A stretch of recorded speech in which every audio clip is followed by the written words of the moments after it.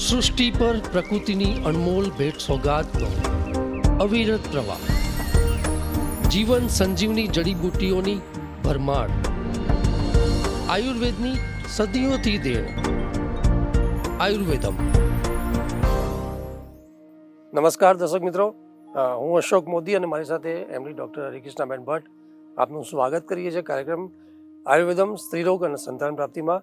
અને હરિકૃષ્ણાબેન, આપનું સ્વાગત છે. નમસ્કાર દર્શક મિત્રો, હું doctor Harikrishnaben Bhatt, Ayurved infertility clinic Jamnagar અને અમદાવાદ.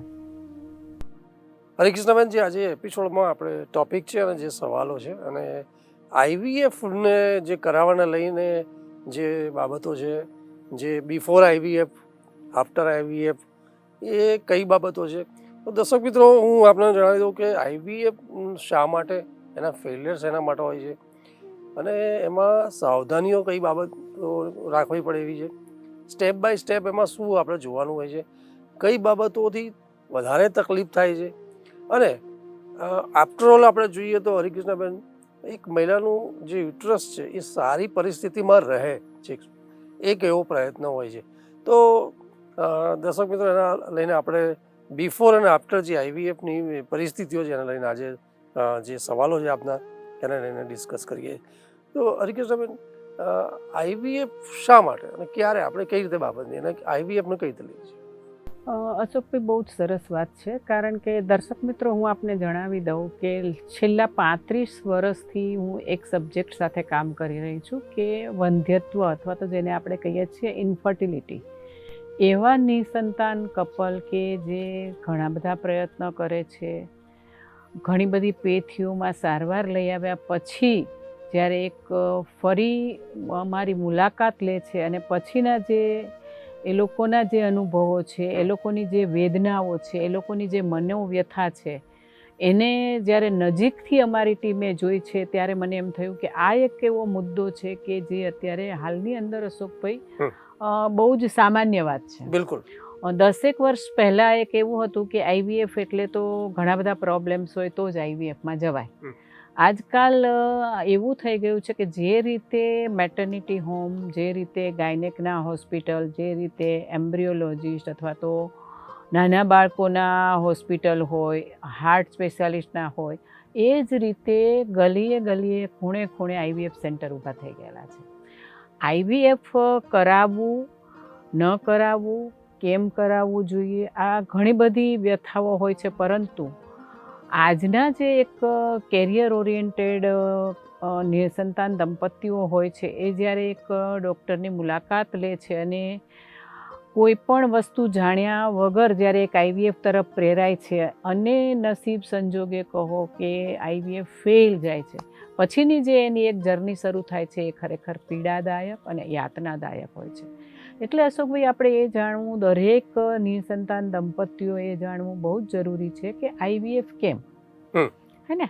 તો દર્શક મિત્રો, વાંઝિયાપણું, નિસંતાનતા, અથવા તો વર્ષ, 2 વર્ષ, 5 વર્ષથી સાથે રહેતા દંપતી જ્યારે એક બાળક નથી મેળવતા, તો આ કોઈ એક બીમારી નથી. સામાન્ય રીતે આપણે, અશોકભાઈ, શું હોય છે કે ભાઈ ટ્યુબરક્યુલોસિસ થયો છે, 9 મહિનાનો કોર્સ કરો, ગેરંટીથી મટી જશે. કેન્સર છે તો તમે કિમોથેરાપી સુધીની ટ્રીટમેન્ટ લો, ફર્સ્ટ સ્ટેજમાં આ લો, સેકન્ડ સ્ટેજમાં આ લો, થર્ડ સ્ટેજમાં આ લો. જો એ ના વધે તો આપણને એક ખાતરી થઈ જાય છે કે ભાઈ હવે આ ટ્રીટમેન્ટ અહીં પૂરી થાય, હવે તમે નિસંકોચ, હવે તમને અત્યારે કેન્સર નથી. આ બધી વસ્તુઓ છે શરીરની અંદર અમુક ભાગમાં, શરીરના અમુક ભાગમાં થતી બીમારીઓ છે, અથવા તો એની અંદર વ્યાધિ ઉત્પન્ન થવા માટેની એક સંપ્રાપ્તિ થતી હોય છે. જ્યારે વંધ્યત્વ છે એ, અશોકભાઈ, એક બીમારી નથી, એ એક સિસ્ટમની કોઈ ખામી છે. બિલકુલ. હે ને? એ કુદરતી પણ હોઈ શકે છે, અથવા માનવ સર્જિત પણ હોઈ શકે છે, લાઈફસ્ટાઈલને લગત પણ હોઈ શકે છે, જીનેટિક પણ હોઈ શકે છે કે કોઈ ગુણસૂત્રની અંદર ક્યાંક કંઈક ફેરફાર રહ્યા હોય, માના ગર્ભમાં ત્યારથી પણ આવેલી હોય. પરંતુ એ કોઈ એવી બીમારી નથી કે સૌથી પહેલાં તો આપણે એમ કહીએ કે આ 9 મહિનાનો કોર્સ કરી લો એટલે આ મટી જશે, 2 વર્ષ તમે આ ટ્રીટમેન્ટ કરી લો એટલે આ બહુ સરસ થઈ જશે. એટલે દર્શક મિત્રો, સૌથી પહેલી એક જે ભ્રામક વાત છે કે આ વસ્તુ આપણે કરી લઈએ, અથવા તો આની અંદર 8 મહિનાનો કોર્સ કરીએ, 2 મહિનાનો કરીએ, અથવા આઈવીએફમાં ગયા એટલે આપણે 100% સક્સેસ થઈ જ જઈશું. આઈવીએફમાં ઘણા બધા આઈવીએફ સેન્ટરો છે, ઘણા બધા ગાયનેક સેન્ટરો છે. એટલે દર્શક મિત્રો, સૌથી પહેલાં હું આપને એક જણાવીશ કે બાળક રહેવા માટેની જે એક સાયકલ છે, બાળક રહેવા માટે આપણે શું જોઈએ છીએ અને શું ખૂટે છે, એની અંદર એવી કોઈ વસ્તુ હોય કે જે આપણને આઈવીએફ દ્વારા જે પૂરી થતી હોય તો જ આપણે આઈવીએફમાં જવું જોઈએ. ઘણી વખત અશોકભાઈ કેવું થતું હોય છે કે સામાન્ય રીતે 1-2 વર્ષ ટ્રાય કરે, કોઈ વધારાના રિપોર્ટ્સ ના કરાવ્યા હોય, નળી ખુલ્લી છે કે બંધ છે એ ચેક ના કરાવ્યું હોય, ઘણી વખત સ્પર્મ ઓછા આવતા હોય અથવા તો 0 સ્પર્મ હોય. ઘણી વખત એવું બને કે એક્સની ક્વોલિટી 1 કે 2 સાયકલમાં બરાબર ન આવી હોય અને ડાયરેક્ટ ડોનર એક્સનું સજેસ્ટ કરે. એટલે દર્શક મિત્રો, સૌથી પહેલાં આપણી માનસિકતા આપણે કેળવવી જરૂરી છે કે ભાઈ આપણે આપણું શરીર બાળક રાખવા માટે પહેલાં તો યોગ્ય છે કે કેમ. પતિ પત્ની બંને એ અમુક પ્રકારના જો વ્યસન હોય, અમુક પ્રકારની લાઈફસ્ટાઈલ હોય, શરીર તમારું વધારે પડતું વજનવાળું હોય, જો આ બધો જ ખ્યાલ હોય અને આપણે બાળક માટે પ્રયત્ન કરતા હોય તો સૌથી પહેલાં તો આ બધી જ વસ્તુઓને નજરઅંદાજ ન કરવી જોઈએ. એને નજર સમક્ષ રાખી ને પહેલાં તમારે એક તમારા ફેમિલી ડૉક્ટરનો ઓપિનિયન લેવો બહુ જરૂરી છે અશોકભાઈ. કારણ કે ફેમિલી ડૉક્ટર તમારી ઘરની સામાન્ય પરિસ્થિતિઓથી વાકેફ હોય છે, તમારા શરીરની નાની નાની સમસ્યાઓથી વાકેફ હોય છે. બીજું કે વારંવાર એક ફેમિલી ડૉક્ટરનો સંપર્ક હોવાના કારણે એક ઇકોનોમી સ્ટેટસથી પણ એ થોડો ઘણો વાકેફ હોય છે. એટલે કે નાની નાની બાબતોમાં જો આપણે આપણા ફેમિલી ડૉક્ટર અથવા તો આપણા ગાયનેકને મળ્યા સિવાય સીધા જો આપણે એક આઈવીએફ સેન્ટરની મુલાકાત લઈએ છીએ તો અશોકભાઈ ઘણી વખત એવું થતું હોય છે કે બહુ જ નાની સમસ્યા હોય અથવા ન પણ હોય છતાં એક આઈવીએફ સજેસ્ટ કરવામાં આવે. આઈવીએફ સજેસ્ટ કર્યા પછી જો ફર્સ્ટ સાયકલની અંદર એમ્બ્રિયો ટ્રાન્સફર થાય અને સારી રીતે 9 મહિના ગુજરે અને બાળક મેળવી લે તો બધી જ વ્યથા ભૂલી જતા હોય છે. નિસંતાન દંપતીઓ ઘણી બધી કપરી પરિસ્થિતિમાંથી બહાર નીકળ્યા પછી જો એના ગોદની અંદર, એના હાથની અંદર જો એક બાળક આવી ગયું હોય છે તો એ બધી જ સમસ્યાઓ ભૂલી જાય છે. અને કે મને ખોટું થયું હતું, સારું થયું હતું, વધારે પૈસા થયા હતા કે આ ડૉક્ટર, પણ એક પણ સમસ્યા એના માઇન્ડમાં નથી રહેતી જ્યારે એના હાથમાં બાળક હોય છે. પરંતુ ઘણી વખત અશોકભાઈ એવું બને છે, મેં કહ્યું એમ કે આ કોઈ રોગ નથી કે આપણે 100% ક્યોર થઈએ. ઘણી વખત જ્યારે આપણે એક સાયકલની અંદર નથી સક્સેસ થતા ત્યારે નિસંતાન દંપતી પાસે બધી જ સમસ્યાઓ આવીને ઊભી રહે છે કે ભાઈ તમે આઈવીએફ કરાવ્યું, મેં તો આઈવીએફ કરાવી લીધું છતાં મારું ફેલ ગયું. પછી જ્યારે એક નિસંતાન દંપતી સામાન્ય ઈલાજ કરે છે તો પણ એને ઘણીવાર કન્સીવ થઈ જતું હોય છે. તો દર્શક મિત્રો, કે કેવા એવા કારણો છે કે કયા એવા કારણો છે કે જેના કારણે આપણે આઈવીએફ કરાવવું જ પડે. અશોકભાઈ, ઘણી વખત એવું છે કે ભાઈ સ્પર્મ નથી, હે ને? તો સ્પર્મ, દર્શક મિત્રો, જ્યારે 0 સ્પર્મ હોય છે અથવા તો ઓલિગોસ્પર્મિયા, બહુ જ ઓછા સ્પર્મ હોય છે. જો તમારા 0 સ્પર્મ હોય અને તમે બાળક મેળવવા માગતા હો તો એવું નથી કે તમે ડોનરના સ્પર્મ લઈ અને સીધા આઈવીએફમાં જ જાઓ. ડોનરના સ્પર્મ વડે તમે આઈયુઆઈ પણ કરાવી શકો છો કે જે બહુ જ સામાન્ય ખર્ચો આપતી પ્રક્રિયા છે અને જેની અંદર તમારી પત્ની ઉપર કોઈ પણ વધારે પ્રકારના ઇન્જેક્શનો, વધારે પ્રકારના હોર્મોન્સ લેવાની જરૂર પડતી નથી. ડોનરના જ સ્પર્મ જ્યારે આપણે યુઝ કરવાના છે ત્યારે આપણે આઈયુઆઈ પ્રક્રિયા પણ એક મેન્ટેન કરી શકીએ છીએ. પછી ડોનરના સ્પર્મ લઈ આપણે પત્નીનું જ્યારે પણ ઓવ્યુલેશન થતું હોય છે ત્યારે આઈયુઆઈ કરી ઓવ્યુલેશનના સમય પહેલાં અને આપણે બાળક મેળવવાના 1, 2, 3 પ્રયત્ન કરી શકીએ છીએ. કારણ કે એની અંદર આઈવીએફમાં થતી જે પ્રક્રિયાઓ છે, વારંવાર ડૉક્ટર પાસે જવું, વારંવાર ઇન્જેક્શનો લેવા, ઇન્જેક્શનો લીધા પછી બ્લડના વારંવાર ટેસ્ટ કરવા અને સૌથી વધુ વસ્તુ તો દર અઠવાડિયે જે એક રકમ જમા કરાવવી તમારે, આ બધી જ વસ્તુઓમાંથી આપ બચી શકો છો. એટલે કે જો સ્પર્મ 0 હોય અને આપને આઈવીએફ, 0 સ્પર્મ સાથે જો તમારા મિસિસના અંદર, એક્સની અંદર પ્રોબ્લેમ હોય, અશોકભાઈ, જ્યારે આપણે 0 સ્પર્મ હોય છે ત્યારે આપણે ડોનર એક્સ લઈ અને આઈયુઆઈ કરી શકીએ છીએ. આ જ વસ્તુ જ્યારે મહિલાઓની અંદર બનતી હોય છે કે ભાઈ મહિલાઓની અંદર ઓવરી રિઝર્વમાં આવી ગઈ, બહુ જ પુઅર ઓવરી વર્ક કરતી હોય અથવા તો ઓવરીનું વર્ક નથી હોતું, એએમએચ બહુ જ લો હોય અથવા નાની નાની ઘણી બધી દવાઓ કર્યા પછી, ગાયનેકની દવાઓ કર્યા પછી જ્યારે એક ફર્ટાઇલ એગ્સ આપણને મળતા ન હોય તો આપણે જ્યારે એક્સ ડોનરના લેવાના આવે છે અશોકભાઈ, ત્યારે આપણે આઈવીએફમાં જ જવું પડે છે, કારણ કે એ પ્રક્રિયા એક એવી છે કે એની અંદર આપણે ડોનર એક્સ લઈને આઈયુઆઈ કે નોર્મલ પ્રક્રિયા સાથે આપણે બાળક મેળવી શકતા નથી. તો સૌથી પહેલી વાત છે કે 0 સ્પર્મ હોય ત્યારે આપણે ડોનરના સ્પર્મ લઈ અને આઈયુઆઈ પણ કરી શકીએ છીએ. પરંતુ મહિલાઓની અંદર જ્યારે એક્સની સમસ્યાઓ હોય, ઘણી બધી દવાઓ કર્યા પછી પણ જો આપણે એક્સ ના મેળવી શકતા હોય, મેનોપોઝ પછીનો સમય આવી ગયો હોય અશોકભાઈ, કે 45 વર્ષ પછી ક્યારેક એવા ઇન્સિડન્ટ્સ બન્યા હોય કે હવે બાળક જોઈએ છીએ, તો જો આપણે ત્યારે આપણે ડોનર એક્સ ઉપર જવાનું હોય તો એની અંદર આઈવીએફ કમ્પલસરી હોય છે. બીજી ઘણી વસ્તુઓ એવી હોય છે અશોકભાઈ, જેમ કે ઘણી બધી સમસ્યાઓ એવી હોય છે કે કાં તો કંઈ ઇન્જરીથી, અથવા તો કોઈ લોકલ ઇન્ફેક્શનથી, અથવા ગર્ભાશયના કોઈ ચેપી રોગ થવાના કારણે ઘણી વખત એવું બનતું હોય છે કે રિપ્રોડક્ટિવ સિસ્ટમ તમારી જે છે એની અંદર ગર્ભાશય, એની અંદર ઓવરી, એની અંદર ગર્ભાશય નલિકા, આ જે વસ્તુઓ છે એમાં ક્યાંક જો બંને નળી ડેમેજ હોય અથવા તો બંને ટ્યુબ છે એ કોઈ પણ કારણોસર રિમૂવ કરવામાં આવી હોય, ઘણી વખત વારંવાર એક્ટોપિક પ્રેગ્નન્સી રહી ગઈ હોય અને બંને ટ્યુબ કાઢી લીધેલી હોય, એટલે કે એગ્સ જે મહિલાઓની ઓવરીમાંથી નીકળતા ઈંડાઓ નળી દ્વારા ગર્ભાશયમાં પહોંચે છે, એ ટ્રાન્સપોર્ટેશનનો જો રસ્તો આપણી પાસે બરાબર ક્લિયર ના હોય, અથવા તો શુક્રાણુઓ ગર્ભાશય સુધી પહોંચ્યા પછી નળીની અંદર પ્રવેશી શકે એવી કોઈ વ્યવસ્થા, ત્યાંથી કોર્ન્યુલી ટ્યુબ બ્લોક હોય બંને, આવી જ્યારે એક અવસ્થાઓ હોય છે કે શારીરિક ખામીની અંદર જ્યારે બંને નળીઓ, એટલે કે જ્યારે એક એમ્બ્રિયો ટ્રાન્સફર જ્યાંથી થાય છે તે, અથવા જ્યાં એમ્બ્રિયો બને છે, પ્રિપેર્ડ થાય છે, એ બંને ટ્યુબમાં કોઈ પણ એક ટ્યુબ આપણી પાસે હાજર હોય તો આપણે ઘણા બધા રસ્તાઓ છે કે નેચરલ આપણે બાળક પેદા કરી શકીએ છીએ. પરંતુ બંને ટ્યુબ કોઈ પણ કારણોસર જો રિમૂવ કરવામાં આવી હોય અથવા તો વધારે પડતી ડેમેજ હોય તો આપણે અચૂક આઈવીએફની અંદર જવું પડતું હોય છે કે ભાઈ ટ્યુબ જ્યારે એક આપણી પાસે ટ્રાન્સપોર્ટેશનનો રસ્તો નથી, બીજ અથવા તો સ્પર્મને મળવા માટેનું જે એક મિલન માટેની એક જે સ્પેસ છે કે જ્યાં એમ્બ્રિયો વધે છે એ જગ્યા આપણી પાસે નથી, અથવા તો નળી દ્વારા ગર્ભાશય સુધી પહોંચવાની એક પ્રક્રિયા સામાન્ય રીતે થઈ શકતી નથી.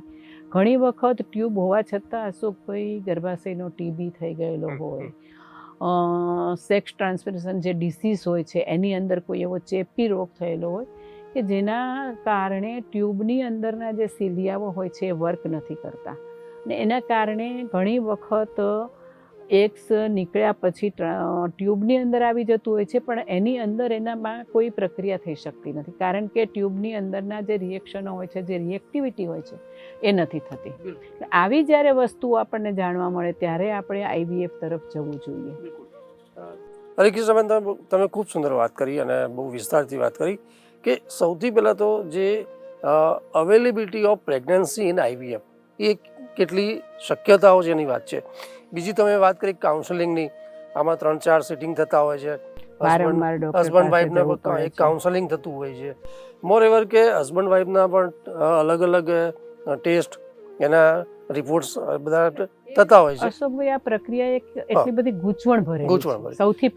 સૌથી પહેલા તો હું એ જ વાત કરું છું દર્શક મિત્રો કે સૌથી પહેલા આપણે આપણી શારીરિક એવી કોઈ ખોડખાપણ છે કે જેના માટે આપણે આઈવીએફ જઈએ છીએ એ જોવું પડે. મહિલાનું જેમ યુટ્રસમાંથી આપણે એન્ડોમેટ્રિયલ પોલિપ્સ જે હટાવવાની બાબત છે કે, તો હું એ મારો કહેવાનો જે મતલબ છે કે આયુર્વેદમાં આવા બીજા આપણે કયા સ્ટેપ્સ લેતા હોય છે કે જે બિફોર આઈવીએફ જે જવાના હોય, તો આયુર્વેદમાં બી આપણે કઈ રીતે એક મહિલાનું એક ડાયગ્નોસિસ. એટલે અશોકભાઈ, આની અંદર જ્યારે એક નિસંતાન દંપતી નક્કી કરે છે કે મને આઈવીએફમાં જવું છે, અથવા તો કોઈ ડૉક્ટર તજજ્ઞ દ્વારા એને જાણ કરવામાં આવે છે કે ભાઈ હવે તમારે આઈવીએફમાં જવું જોઈએ, ત્યારે હું દર્શક મિત્રો આપને એટલું કહીશ કે સૌથી પહેલાં તો આપ આપના માઇન્ડને પ્રિપેર કરો કે આઈવીએફમાં જવું છે તો કયા કારણોસર જવું છે. સપોઝ આપે જેમ કહ્યું કે ભાઈ પોલિપ છે, હવે પોલિપને જ્યારે આપણે જ્યારે આઈવીએફમાં જઈએ છીએ અશોકભાઈ, ત્યારે નાની ઘણી પ્રોસિજરોમાંથી પસાર થવું પડે છે. સૌથી પહેલાં તો દર્શક મિત્રો અથવા તો જે નિસંતાન દંપતી છે જ્યારે એક આઈવીએફ સેન્ટરની મુલાકાત લે છે ત્યારે એની ફર્સ્ટ મુલાકાતની અંદર એને ઘણી બધી એવી વસ્તુઓ જે એની નજર સામે આવે છે કે જેણે ક્યારેય કલ્પના નથી કરી હોતી. અશોકભાઈ, એક વસ્તુ એવી હોય છે કે પહેલાં જ્યારે IVF સક્સેસનો રેશિયો ઘણો બધો સારો હતો. આજકાલ લાઈફસ્ટાઈલના કારણે દિવસે દિવસે ફર્ટિલિટી રેશિયો જ્યારે બહુ જ ડાઉન થઈ રહ્યો છે, ત્યારે IVF સેન્ટરની જ્યારે મુલાકાત લઈએ છીએ ત્યારે આપે કહ્યું એમ એનો સક્સેસ રેટ જ્યારે 30 થી 40% છે, એ સૌથી પહેલાં નજર સામે આપણે રાખવું જોઈએ, હે ને? સામાન્ય જનતા જે છે, સામાન્ય નિસંતાન કપલ છે, એ એક બે જગ્યાએ ફર્યા પછી એક હાશકારો અનુભવે છે. એના મનમાં એક એવી મિથ હોય છે કે ભાઈ અમે તો IVFમાં ગયા એટલે હવે આ વર્ષે તો અમે સક્સેસ થઈ જઈશું. બિલકુલ. અથવા તો આ એક મુલાકાત લીધી, બે મુલાકાત લીધી, પણ એવું નથી હોતું. એની પાસે અશોકભાઈ સમય પર મુલાકાત લેવી પડતી હોય છે. પીરિયડના અમુક દિવસે અમુક ટેસ્ટ થવાના હોય છે. પુરુષોએ પણ સાથે જવું પડતું હોય છે. નિસંતાન દંપતીએ પતિ અને પત્ની બંનેએ એક કાઉન્સેલિંગ દ્વારા પહેલાં તો પ્રિપેર થવું પડતું હોય છે કે અમે આટલી પ્રોસિજરમાંથી પસાર થઈ શકીશું. પસાર થયા પછી અમારો જે સક્સેસ રેશિયો છે એ કેટલો હશે. એટલે આ પણ એક વસ્તુ છે. બીજું અશોકભાઈ એવું છે કે ઘણી વખત એવું બનતું હોય છે કે આપણે ઉતાવળમાં એક નિર્ણય લઈ લેતા હોઈએ છીએ. ઘણી વખત નિસંતાન દંપતીને ક્યારેક એવું બનતું હોય છે કે ભાઈ ફાઇબ્રોઇડ છે, હવે ફાઇબ્રોઇડ છે એટલે તો આપણે IVFમાં જ જવું પડશે, અથવા તો હવે ઝીરો સ્પર્મ છે એટલે IVFમાં જ જવું પડશે, કે એક એજ છે. ખાસ કરીને અશોકભાઈ, હું દરેક નિસંતાન દંપતીને એ કહીશ કે જો આપ એક એજ લિમિટ પર આવી ગયા હોય, 35-40 સુધી પહોંચી ગયા હોય અને આપણે બાળક ન રહ્યું હોય, નાના મોટા પ્રયત્ન કરી લીધા હોય, તો હું એવું વિચારું છું કે આપણે IVF સેન્ટરની મુલાકાત લેવી જોઈએ. IVF સેન્ટરની મુલાકાત લીધા પછી આપણે નક્કી કરવું જોઈએ કે હવે મને કયા કારણોસર IVFમાં હું જઉં છું. સપોઝ ઈંડા ના બનતા હોય, ડોનરના એગ્સ લેવાના હોય, તો એના માટે પ્રિપેર થવું જોઈએ. સપોઝ સ્પર્મ નથી, ડોનરના સ્પર્મ લેવાના છે, તો એના માટે પ્રિપેર થવું જોઈએ. બધું જ બરાબર છે, પણ એજ ફેક્ટર છે, અથવા તો ઘણી વખત હોર્મોન્સ ઇમ્બેલેન્સ હોય છે. ઘણી વખત લ્યુટિનાઇઝિંગ હોર્મોન્સ ખૂબ વધારે હોય, ઘણી વખત ઇસ્ટ્રોજનનું લેવલ બોડીની અંદર મેનોપોઝ તરફ જતું હોય. આ બધા જ જો કારણો હોય તો આપણે IVF સેન્ટરની, પણ દર્શક મિત્રો, હું આપને IVF કરાવતા પહેલાં એટલું જરૂરથી કહીશ કે સૌથી પહેલાં આપ એક સર્ચ કરો કે આપે કયા ડૉક્ટર પાસે જવું છે, કે જે ડૉક્ટર જેન્યુઅલી આપણને એડવાઇસ આપી શકે, જે ડૉક્ટર તમારું કાઉન્સેલિંગ કર્યા પછી, જેની પાસે ગયા પછી તમારું મન, તમારો આત્મા એવું કે ના, મને અહીંયાથી મને સારું સક્સેસ મળશે, અથવા તો અહીંયાથી મને એક સેટિસ્ફેક્શન મળશે, તો એની પાસે જવું બહુ જ જરૂરી છે. બીજી વસ્તુ અશોકભાઈ કે વારંવાર સ્ત્રીઓને ઇન્જેક્શન લેવા પડતા હોય છે, હે ને? સપોઝ એવું છે કે ઝીરો સ્પર્મ માટે આપણે IVFમાં જઈએ છીએ, સ્ત્રીની અંદર ખાસ કોઈ તકલીફ નથી, એવરી મંથ ઈંડા નીકળે છે, મોટા થાય છે, પણ IVFમાં જવાના કારણે એક એની ઓવરી સ્ટિમ્યુલન્ટ કરવી પડતી હોય છે. હવે એક વસ્તુ એવી છે કે જેને એગ્સ નથી નીકળતા અને આપણે એની ઓવરી સ્ટિમ્યુલન્ટ કરીએ. એક હેલ્ધી ઓવરી છે, એવરી મંથ સરસ ઈંડા નીકળે છે, મોટા થાય છે, એને પણ આપણે સ્ટિમ્યુલન્ટ કરીએ છીએ. તો ઘણી વખત કેવું થતું હોય છે અશોકભાઈ કે એ હાઇપર સ્ટિમ્યુલન્ટ થઈ જતી હોય છે, અને એના કારણે સ્ત્રીઓને ઘણા બધા શારીરિક બીજી ઇફેક્ટ આવતી હોય છે કે ભાઈ જે ઇન્જેક્શનો એને બીજા દિવસથી લેવા પડતા હોય છે, એ જ ઇન્જેક્શનો લીધા પછી સામાન્ય ઓવરી અને એક જેની અંદર ઈંડા નથી બનતા, આ બંને ઓવરીના રિએક્શન અલગ અલગ હોય છે. આમાં અશોકભાઈ ક્યારેક સ્ત્રીઓને એવું થતું હોય છે કે અનબેરેબલ પેઇન થતું હોય છે હાઇપર સ્ટિમ્યુલન્ટના કારણે. ઘણી વખત વોમિટિંગ, નોઝિયા ફીલ થતું હોય છે. એટલે એક સ્ત્રી અંદરને અંદર એક પાછી પડે છે કે ભાઈ મારામાં કોઈ ખામી નથી, છતાં પણ હું આટલી બધી હેરાન થાઉં. બિલકુલ.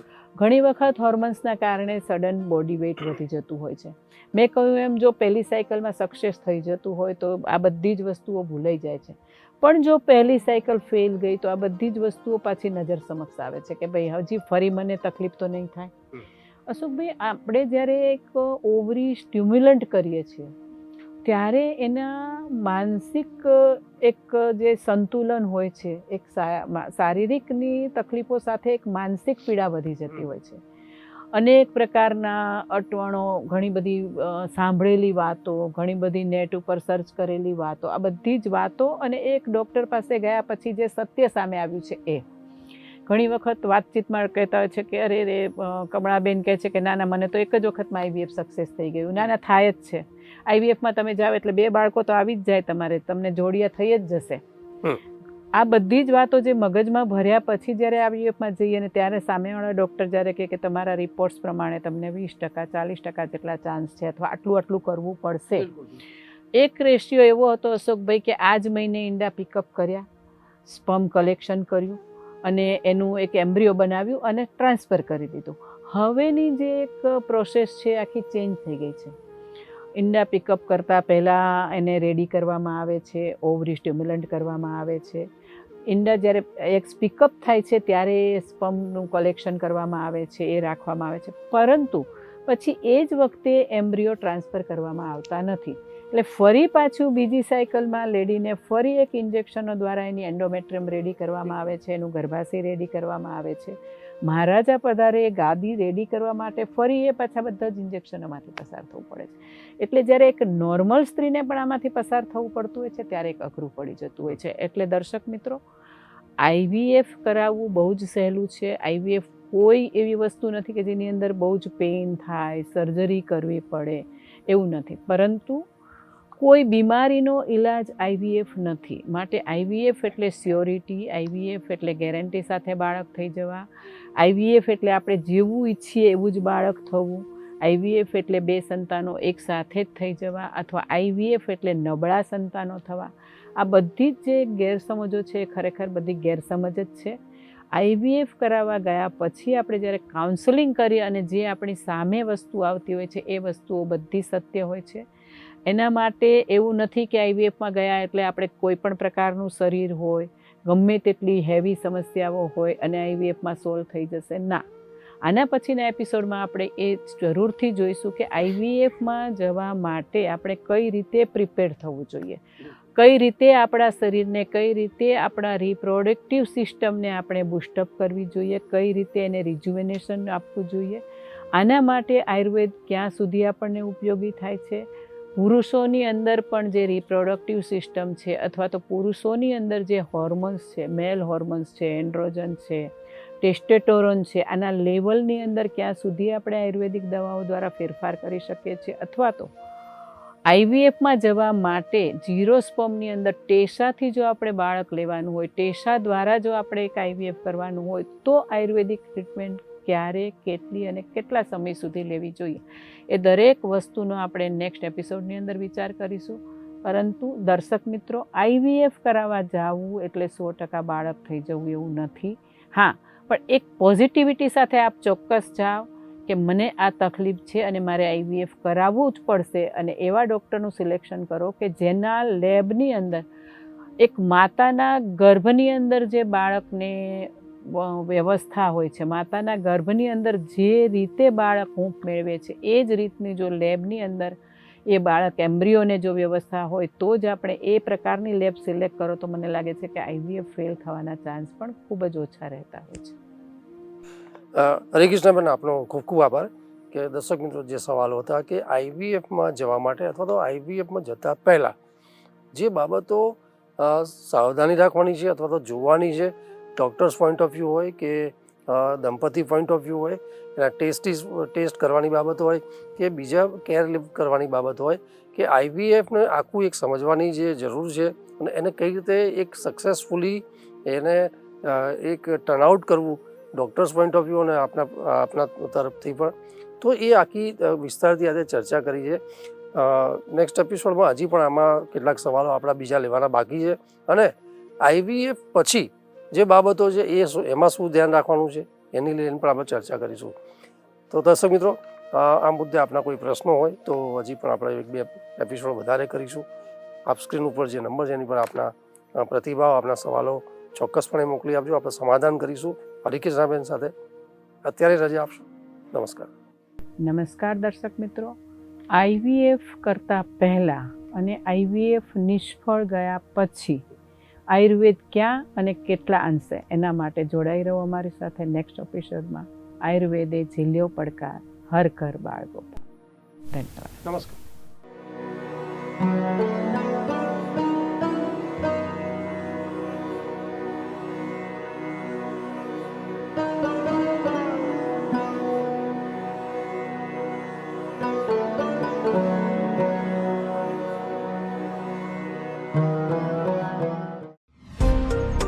સૃષ્ટિ પર પ્રકૃતિની અણમોલ ભેટ સોગાદનો અવિરત પ્રવાહ, જીવન સંજીવની જડીબુટ્ટીઓની ભરમાર, આયુર્વેદની સદીઓથી દેણ. આયુર્વેદમ